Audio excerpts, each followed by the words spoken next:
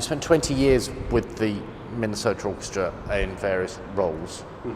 That strikes me as a long time to be sat essentially with the same people, seeing the same faces in rehearsals and concerts and what have you.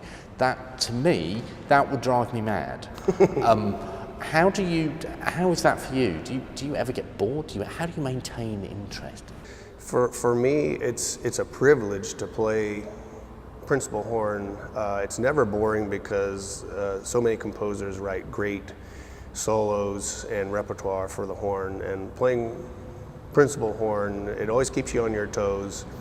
It's something that I enjoy doing. It's something I wanted to do since I was a kid, and I never take it for granted. I feel like it's a privilege to play in a major orchestra, play great repertoire in the great halls with a great conductor. And I actually have the attitude that it's something I get to do as opposed to something I have to do. If you have to do it, it becomes a job, but it's something I enjoy and I get to do it. It's interesting. I took on the mentality a couple years ago. I started thinking about this 20-year coming up, and I said, I need to enjoy every concert I do from now on, because you never know if your teeth are going to fall out or you're going to lose your lip or your nerve or whatever. So I need to really enjoy every concert I do, and as if it was one of my last. So that's the tact I take. So it never becomes boring. I'm always looking forward to playing another concert, because you never know when time's going to run out.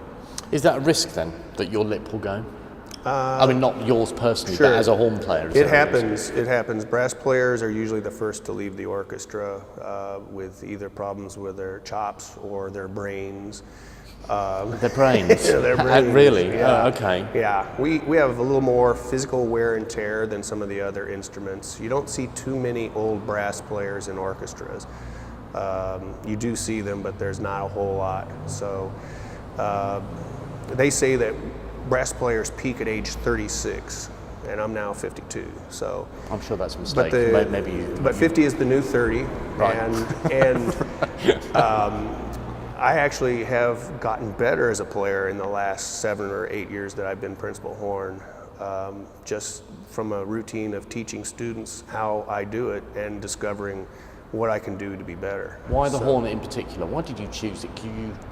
Why did you choose the horn? The horn, in high school, I had my own part, which was part of it, and I got to sit in an orchestra with strings one time, and I said, wow, this is cool. You know, strings, 2 oboes, 2 horns, playing a Haydn symphony. I said, this is something I really, really, really like. I would like to do this, and stuck with it. I had a very good teacher in Florida, and he got me into a great conservatory in Philadelphia. At 17?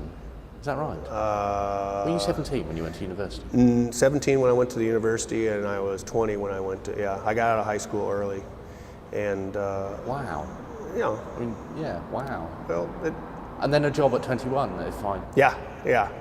And so was that like a playing job in an orchestra? Yes, yeah. That's very young. So it's good, yeah. And I knew I was on my way, and you know, I had talent, and if I worked hard, then eventually I might move up to a bigger orchestra. And I took auditions for years, and it was 8 years of auditions before I got into the Minnesota Orchestra. So I paid my dues. It's a struggle. I mean, certainly from musician friends that I know, I've seen them graduate and do what might be loosely described as the circuit, lots of freelance stuff, lots of unpaid work, and then they get a full-time job. Right. And it strikes me that you have to have an enormous amount of commitment and drive. Yep. Does it need a particular kind of person?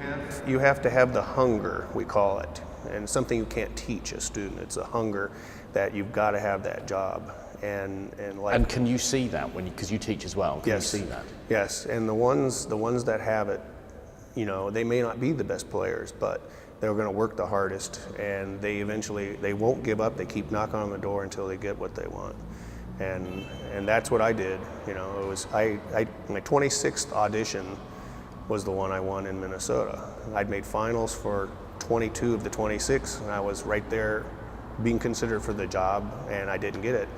And some people would have given up, and I was like, no, I know I'm gonna get it one of these days. And I was really lucky. I had a really good day of an audition for a great orchestra, and now I get to play with the Minnesota Orchestra. It's a dream come true.